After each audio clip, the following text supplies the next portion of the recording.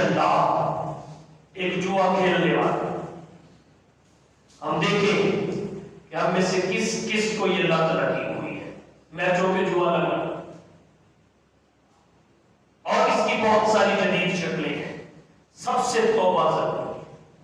شراب کا عادی شراب ہو اس کی بھی اس شب کو مغفرت نہیں ہو.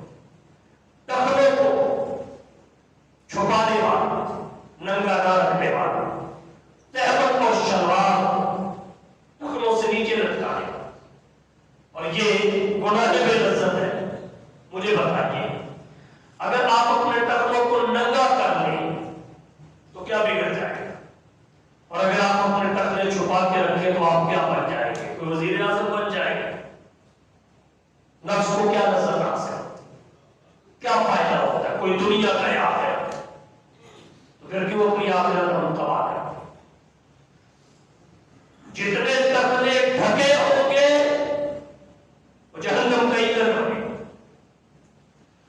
اور پھر الٹی گنگا ہے.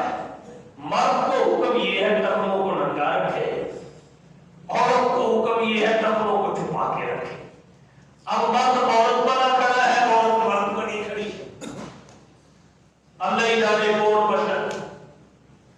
مرد نے اپنے ٹکرے ڈھانپ لیے اور عورت نے پنڈلی بھی ننگی کر دی. عورت نے پنڈلی بھی. اور پھر ہمارے ایمان کی کمزوری تھی، ہمارے ایمان کی کمزوری تھی. اللہ کا نبی فرمائے ٹکروں کو ننگا رکھو. ہمارے کانوں میں جوں تک نہ رہیں گے. احساس بیدار نہ ہو کہ کہنے والی کون سی ہستی ہے. اللہ کا نبی فرمائے فقط ٹکنے ننگے کر لو. ہمارا نوجوان اس کے لیے آمادہ.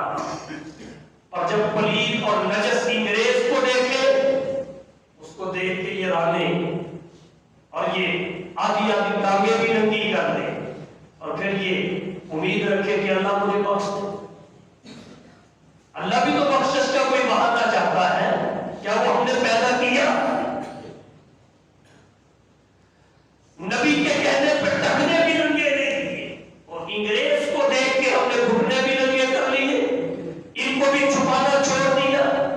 کتنا بے شرم ہے وہ آدمی جو ماؤں، بہنوں، بیٹیوں کے سامنے اپنے گھٹنے ننگے کر کے پھرتا ہے. اس کو ایسے ہی چھپانا فرض ہے جیسے اوپر والے حصے کو فرض. یہ سطر ہے، اس کا چھپانا فرض ہے، اس کا دکھانا حرام ہے. اور 4 پیسے کیا آ گئے، اس نے اپنی سطر ہی کھول دی اور پھر اپنی بہنوں اور بیٹیوں کے سامنے کھول دی. اس سے زیادہ بے حیا چند دنوں کی دولت نے اتنا بے حیا کر دیا. جب غیر حیا صحبت میں ایمان کچھ بھی بن جائے، اللہ اس کے رسول کی بتائی ہوئی حدود سے کبھی باہر نہ جائے. کچھ بھی بن جائے اپنے گھٹنے چھپا کے رکھے، ٹکنے ننگے رکھے.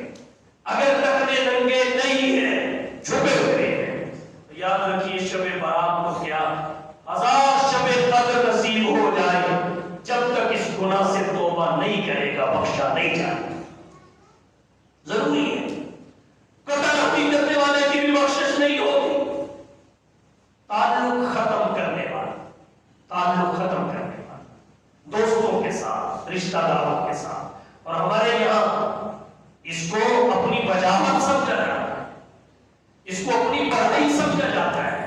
اور خاص طور پہ دیکھنے میں یہ آتا ہے کہ سارا سال ملتے جلتے ہیں، کھاتے پیتے ہیں، آتے جاتے ہیں، سنتے سناتے ہیں، بیٹھتے اٹھتے ہیں.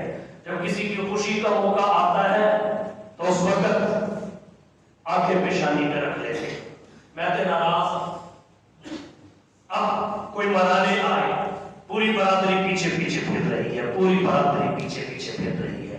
تو ہمیں یہ رویہ اپناتے ہوئے سوچنا چاہیے کہ خوشی کے موقع پہ ہی ناراضگی دکھاتے ہیں، خوشی کے موقع پہ قطع تعلق کرتے ہیں، جبکہ قطع تعلق کی اللہ اور اس کے رسول کو اتنی ناپسند ہے کہ شب برات اور شب قدر میں بھی قاطع رحم کی مغفرت نہیں کی جاتی.